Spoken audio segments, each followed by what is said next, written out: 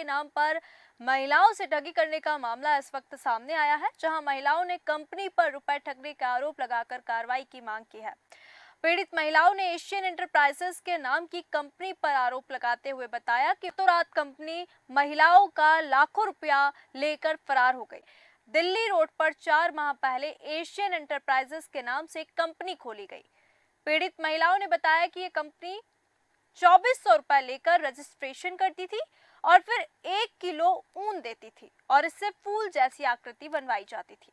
महिलाओं ने बताया कि 4 महीने में ही करीब 5000 महिलाएं इस कंपनी से जुड़ गई। हमारे साथ तनुज दीक्षित जी अधिवक्ता हैं। तनुज जी, आपका बहुत बहुत स्वागत है हमारी खास कार्यक्रम पर्दाफाश में।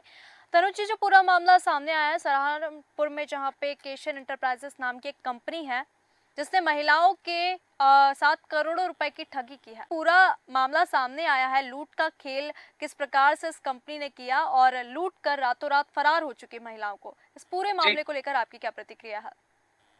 देखिए, इस तरीके की देश में काफ़ी सारी कंपनियाँ हैं जो आए दिन गरीबों के साथ में और इस तरीके की जिनको पैसों की ज़रूरत है, ऐसे लोगों के साथ में छल कर रही है। बिल्कुल। ऐसी कंपनी के विरुद्ध मुझे लगता है एक उचित स्तर के कानून की देश में आवश्यकता है, जो कि इस तरीके से कृत्य करने वाली कोई भी कंपनियाँ जो धोखे से यानी चीटिंग, फ्रॉड करके साथ में इस तरह की कोई लूट की घटना अगर कर रही है, ख़ास करके उस वर्ग के साथ में जो आर्थिक रूप से बहुत कमज़ोर है और पैसों के लिए ही लालच में फँस जाते हैं। तो बिल्कुल। इस टाइप की जो फ़िशिंग करने वाली कंपनीज़ हैं, इनके विरुद्ध एक कानून आने की आवश्यकता है। एक ऐसा कानून जो ऐसी कंपनी को इस तरीके से कार्य करने से ना सिर्फ़ वो सहम जाए, बल्कि ऐसे कृत्य करने की कोई ज़रूरत ही ना कर पाए, इस तरह के कानून की आवश्यकता है।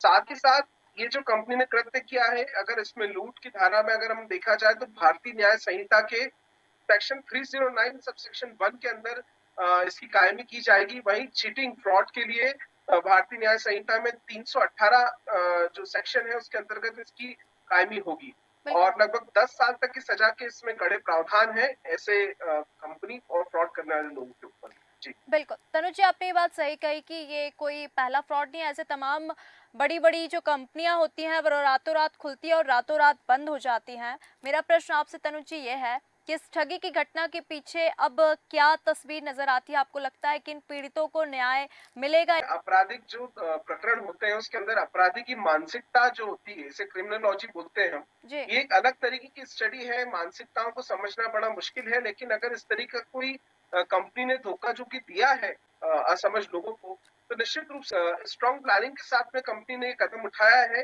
और वो पुलिस प्रशासन पे भरोसा है।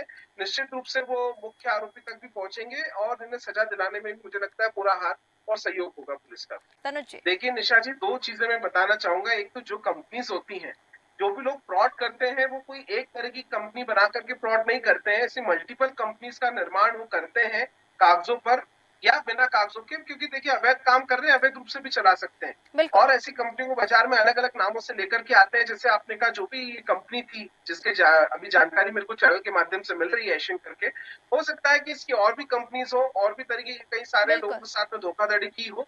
ये तो जब तक मुख्य आरोपी या जो इनकी मुख्य संरक्षण जिनका है, वो लोग जब तक इनकी गिरफ्त में नहीं आते कानून की, तब तक ये बताना मुश्किल होगा कि और कितनी धांधलियाँ इन्होंने कहाँ-कहाँ करी हैं।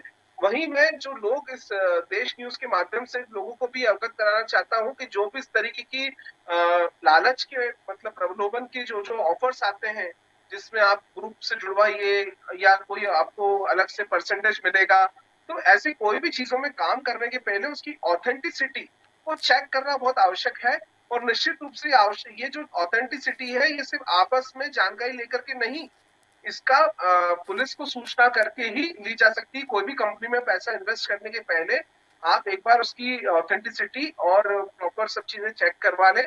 उसके बाद ही उसमें किसी भी तरीके का इन्वेस्टमेंट या निवेश करने का मन बनाएँ। मेरा ऐसा सलाह है उन सभी लोगों के साथ जो इस तरह के मामलों में पीड़ित हो जाते हैं।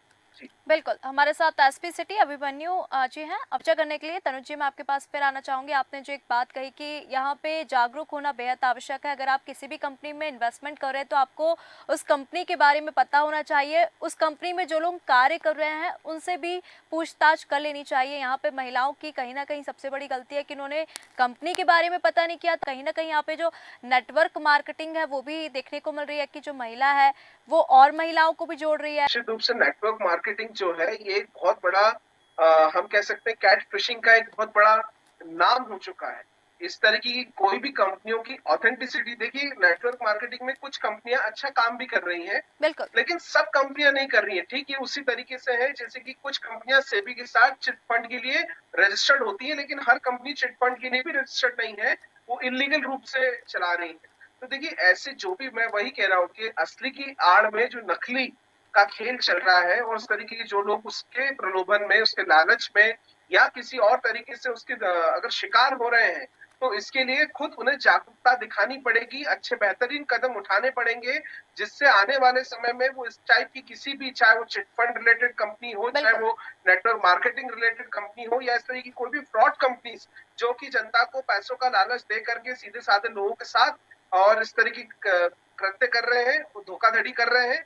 और ऐसे लोगों के विरुद्ध मुझे लगता है कि आज हमारे साथ एसपी साहब भी अभी जुड़े थे लाइन पर, तो ये एक मेरा उनको भी कहना रहेगा कि एक एसआईटी का गठन हो, एसटीएफ का गठन हो, जो विशेष रूप से इस तरीके की रेगुलरली सारी कंपनियों पे जिले में निगरानी रखे और ऐसी कोई भी कंपनियां अगर संचालित हो रही हैं तो उनके ऊपर पहले से अगर कार्रवाई होगी या पहले से अगर उनका भांडाफोड़ हो जाएगा तो काफी सारे लोग शिकार होने से मुझे बच लगता है जाएंगे। बच जाएंगे इस बिल्कुल। नशे से। बिल्कुल जी। तनुज जी, बहुत बहुत धन्यवाद हमारे साथ इस मुद्दे पर चर्चा करने के लिए और हमारे साथ जुड़ने के लिए। नौकरी के नाम पर महिलाओं से धोखा किया गया और रोजगार के नाम पर महिलाओं के साथ ठगी की गई, क्योंकि लाखों रुपए लेकर कंपनी जो है वो रातों रात फरार हो चुकी।